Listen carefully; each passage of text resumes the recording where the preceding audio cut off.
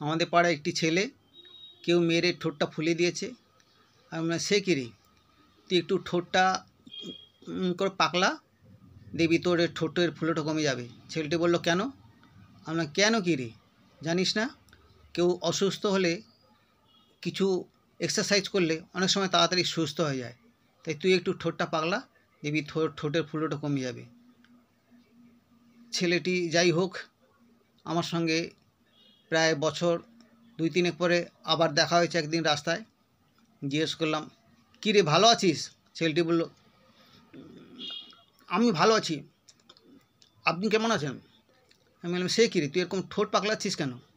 ছেলেটি বলল, সেই যে আপনি বলে দিয়েছিলেন ঠোঁট পাকলাতে পাকলাতে আমার ফুলোটা তাড়াতাড়ি কমে গেছিল, কিন্তু আমি এত পরিমাণ ঠোঁট পাকলেছি যে ঠোঁট পাকলানোটা আমার অভ্যেসে পরিণত হয়ে গেছে।